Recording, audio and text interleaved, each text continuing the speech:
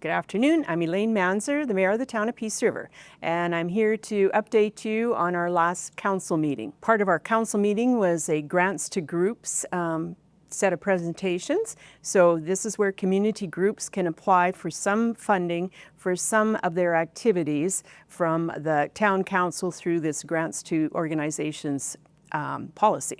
So first one up was Vision Learning Center, and they're hoping to have support for their community growth program, which will help their program for digital and workplace skill development in our community.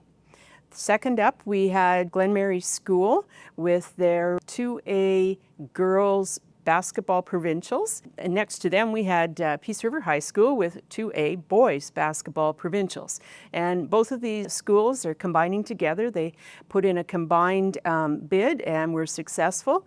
And they're hosting the 2A boys and girls basketball provincials next March in Peace River. So they're asking for some supportive housing or funding to just help the whole program. There'll be, they said, well over 200, 300 families coming to town probably for these provincials. We also had an application from the Northwest Learning Foundation of Alberta, and they are looking for support for their Tools for Schools program, where they buy school supplies and give them out to children who might need them. So we'll be looking at this again on our July 14th meeting and hopefully have decisions for them at that point in time. We also went back to our amended nuisance and unsightly premises or unsightly property bylaw, and we passed third reading of that bylaw.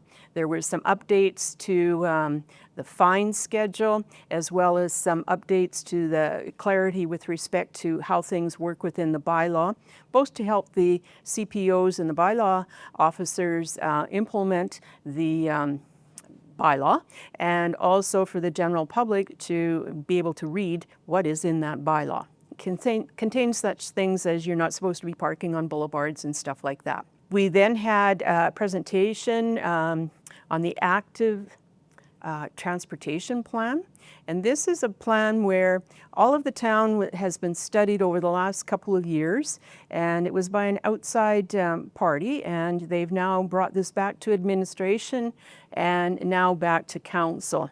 And what it does is it looks at the entire town. It looks at where there's breaks in a sidewalk. Sidewalk might lead partly into a community, but then it doesn't go all through the communities, things like that.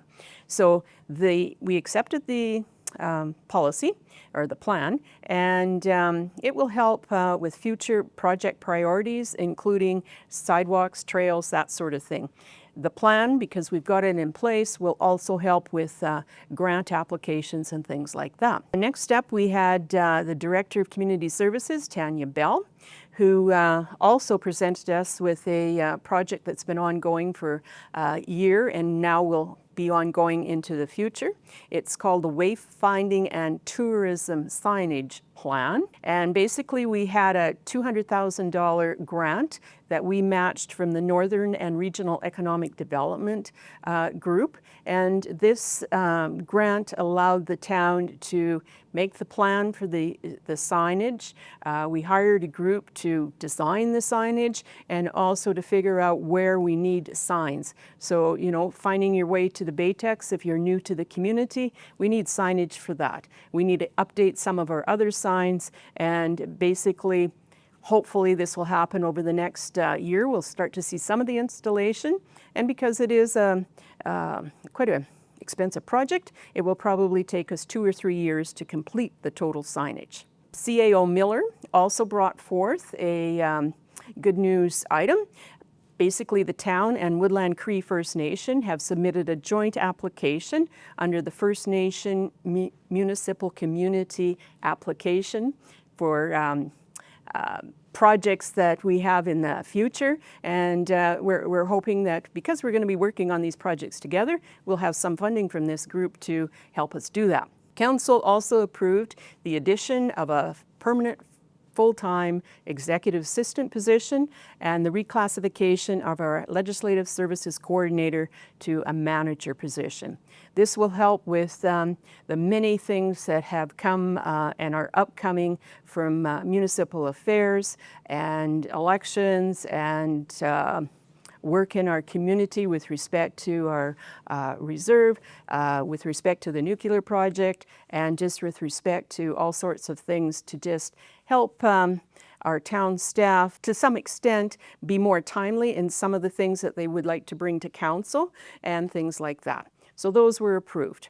And that was basically the end of the council, and we won't have another council meeting until July 14th. There's only one planned in July, and that'll be on the 14th.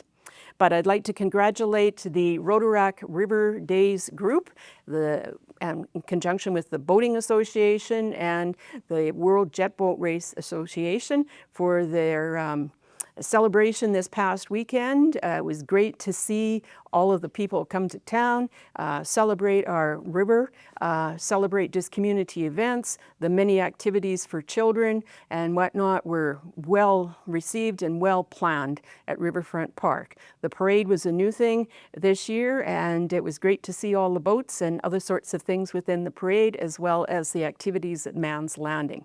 So looking forward to something next year. It won't be quite the same because we won't probably be the World Jet Boat, but we'll be jet boat races. So we'll see how that comes to be. Also upcoming, we've got the postponed powwow days. They will now be July 12th and 13th at the Baytech Center in town. So everyone is welcome to come to those. They start about 1 o'clock each day. So come and see how the dancers are doing, and you'll have some other cultural opportunities there as well. July 1, coming up rather quickly here, our Canada Day celebrations. So our community services, FCSS and Family Resource Network and others have put on a big program for children mainly over at the Baytex, and it'll be from 1 to 4 p.m. on July 1st. So come and see and enjoy the day. We're hopeful that unless things change, our fireworks will happen on June 30th at 11:59. So look for those as well, and maybe you can come out and see them in some form or another. Last thing upcoming, we've got the Concert in the Park series, which will happen on July 8th at the Northern Sunrise County's Cecil Thompson Park. And I think they start at 7 o'clock that night, so hope for good weather and opportunity. So enjoy your weekend and just enjoy the summer.